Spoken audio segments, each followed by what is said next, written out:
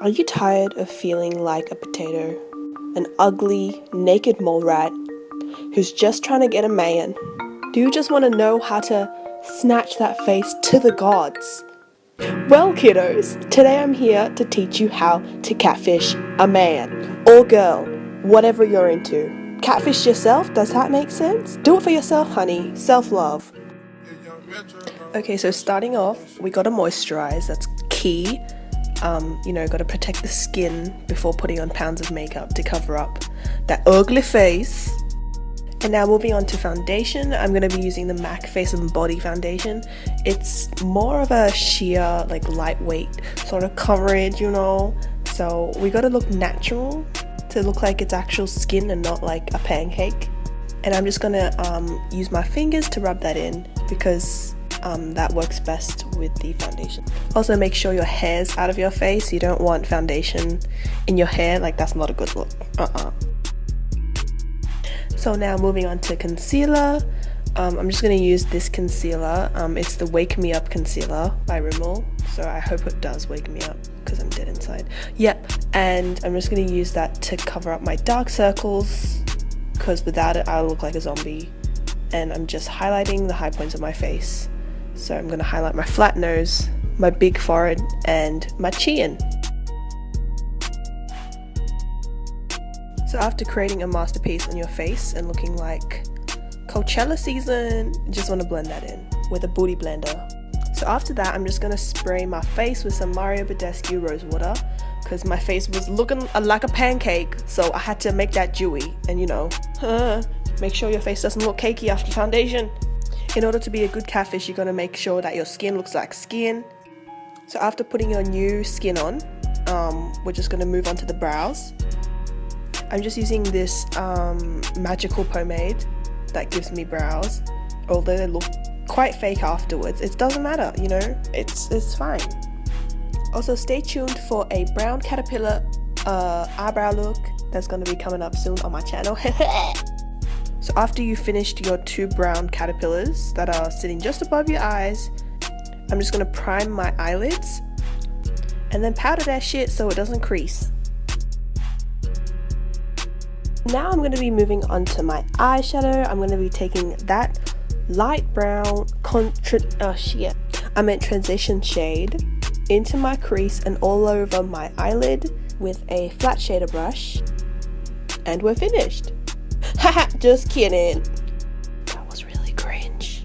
So I'm just going to take a blending brush and I'm just going to blend that out just a little bit, not up to your brow bone. Don't get too crazy with it. We're not going to try and look like a drag queen, okay?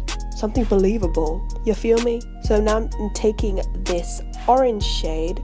It's so nice, like it's really nice, and I'm just going to be putting that in my crease just to deepen it a bit, deepen that crease.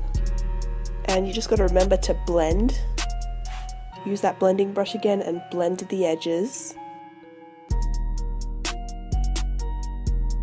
Now I'm taking a darker maroon shade and I'm focusing it more on my crease because your girl has small eyelids and the crease is all that she can work with right now. Now I'm taking a small e.l.f. brush, it's a bit dodgy, and I'm just going to be using that to put in a darker shade. I think it was brown. Don't be discouraged if you look like an absolute freak at this point. Eyeshadow by itself looks really bad, so just you wait. Now I'm using a really small brush to pick up a dark brown and just lightly shade the edges of my eye, into a little V shape, as you will. And I'm just blending that out again. Just make sure you blend, okay? No one wants a block of eyeshadow that's just put on there with no blending. Like, that does not give me life. I don't think that will give anyone life. Oh my god. So now moving on to my favorite part, the shimmery gold shadows. So I'm just going to be using a shimmery gold shadow to put on the center of my eyelid. And I'm just going to be blending that in with my darker shadow. Actually, forget what I just said. This is my favorite part, the gold glitter. So I'm just going to be putting that over my lid, just that little bit, you know, and I'm just putting on one layer of the glitter. Like if you put too many layers on, it gets, you know, flaky and crap-a-doodle. I got it in my eye. Yeah, be careful with it, honestly. I had to take a moment, pray to Jesus, and then resume.